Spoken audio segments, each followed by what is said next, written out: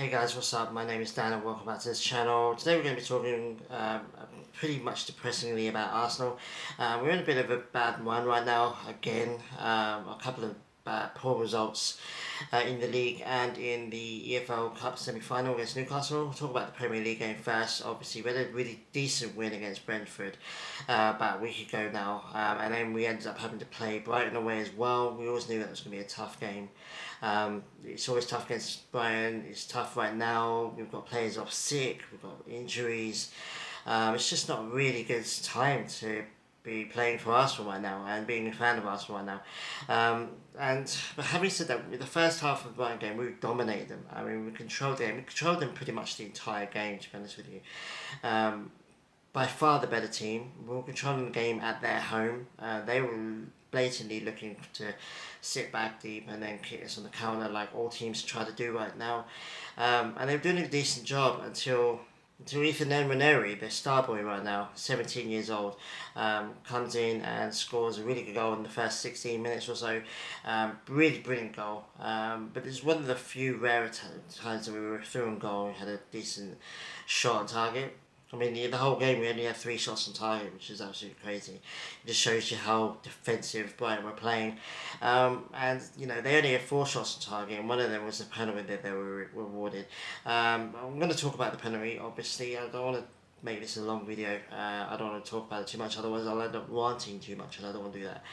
The penalty situation, you know, the first and probably only time we'll ever see a penalty get given for a clash of heads, accidental. Obviously, both players going up in the box, trying to head the ball, obviously trying to head the ball away, the other one trying to head the ball in the goal, and the ball hits both of them, and then they clash heads, and apparently that's a penalty. Apparently, it's again, you know, Arsenal. You know, everyone complains about Arsenal fans being too touchy and blaming the referee too much. Well, we've had this before. We have it numerous times where, you know, look at the kicking the ball away thing. No one gets booked for kicking the ball away anymore.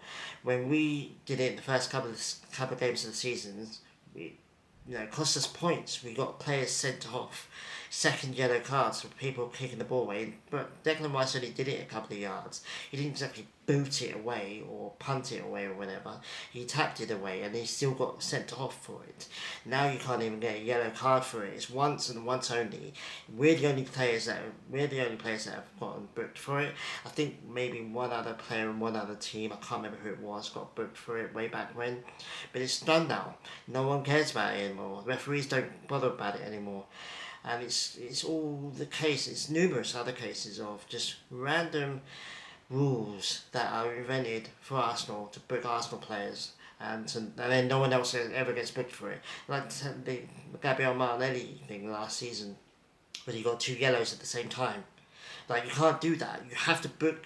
If your player makes 2 fouls, you can only book them once, because the whole point of it is you give them a warning. Warning for the first one, you book them for the second one, that's it. You don't book them twice for 2 fouls in the same sequence. You just don't do that.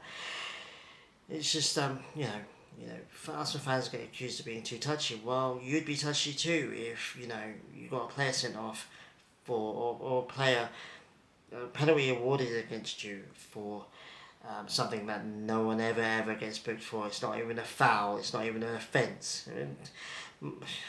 Anthony Taylor was itching all game, ever since Ethan Nwaneri was not supposed to score when he scored. It was supposed to be 0-0 at half time, it was supposed to be 0-0 right towards the end, and if we'd gotten a lucky winner, then we probably would have won the game. But we scored too early, and Anthony Taylor's like, oh no, I'm not having this, I'm not having Arsenal win this game.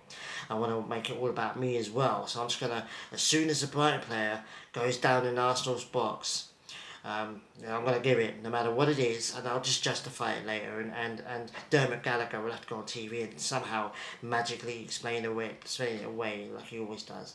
So as soon as the Brighton player went down, you know, everyone's thinking clash of heads. It's going to get sorted out for a bit, and then Arsenal take the goal kick. But no, it's penalty, and they score a penalty, and then they shut up shop. Brighton didn't really look like they were going to score again. We didn't look like we were going to score again because we can't attack right now. It is what it is. And then we go into the Newcastle game where, it's a semi-final EFL Cup at home. You're thinking, okay, this is a chance for us to bounce back. And then we go to lose 2-0. And it was a game that we played fairly well. We played well in both of these games.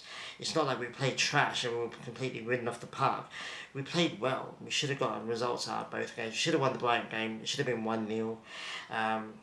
Again, screwed over by duplicitous refereeing decisions.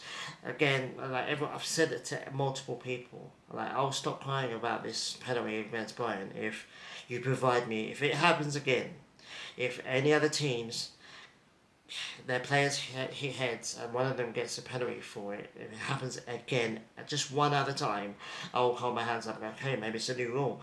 But it's not going to happen again. It won't happen again. The whole Dermot Gallagher thing about, Saliba didn't hit the ball hit Saliba. It's the same thing. Intent doesn't matter in football. Intent doesn't matter unless it's intent to kill someone. Then intent doesn't matter in football. If the ball hits your head and then you go and accidentally hit another player's head, then that's not a foul. It's blatantly simple. And Dermot Gallagher, part of me feels really sorry for him. He has to go on TV. He's the fool guy. He's the guy that has to go on TV and explain his crazy, weird decisions week in, week out. And obviously he has to agree with the referee. I mean, God forbid he ever goes, well, actually, the referee made a bit of a mistake there. He's never going to say that because that's not what he's paid to do. He's paid to say, make it right. Just explain it. No matter what you say, no matter what bullshit you have to say, no matter what fairy tale you have to spin, just make sure that you agree with the refereeing decision and go from there. You can sometimes say that the VAR made a little bit of a mistake if you want, but always agree with the referee, otherwise we'll sack you. So, yeah, he has to go on TV, but there was some of the stuff he comes out. Does he think every Arsenal fan, every football fan are idiots? Do they actually think that we say, oh, okay, whatever you say, Dermot? No, everyone's sitting there going every single time, every single week, going, what the hell is he talking about?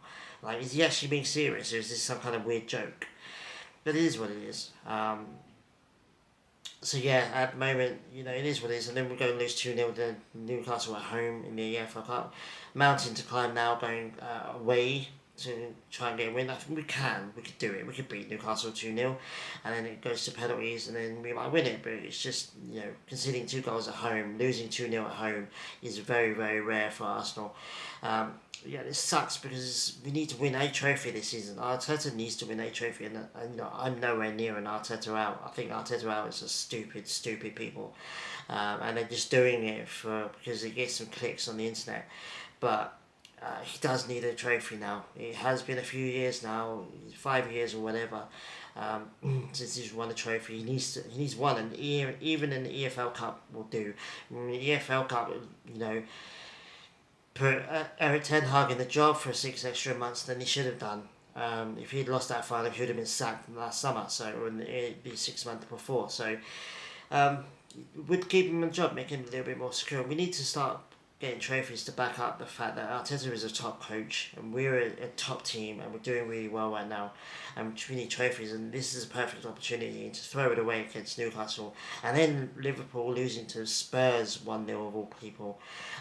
Spurs are nowhere near going to win. I think Liverpool win the second leg quite easily, but it's just disappointing, and we have to bounce back now. And it's going to only get worse. I mean, we've got Man United in the FA Cup in the weekend, and then midweek next week we've got Spurs in the North London derby. At home though, which is good, but still Spurs and Man United, the next game is not what we needed. We needed to win these previous 2 games and get a bit of a run going along with the Brentford game, and then go into this game. Man United, they beat Liverpool. They're capable of taking points off Liverpool is what I'm trying to say, and they're not going to be any easier. All their players always step it up when it's Arsenal. For some reason they hate Arsenal quite a lot, which is funny because we hate them quite a lot. But they always step it up. It's their cup final. It's their only chance of having a decent season. They look like they're not even going to finish in the top 10 this season so far. So yeah, why not try and beat Arsenal in the cup final? I mean, it's not a cup final. It's not, but it's at least around the 4 or whatever, or 3rd round. But it's their cup final for them, so it's going to be tough. And then obviously North London derby, Spurs having a terrible season. They need a result. They're going to come at us as quite hard as well. So we have to be mentally on it in the next 2 games. I think if we win those 2 games, then I think cool. forget about Brighton and Newcastle. But if we don't, it's going to be a super tough end of the season, and it looks like it's kind of.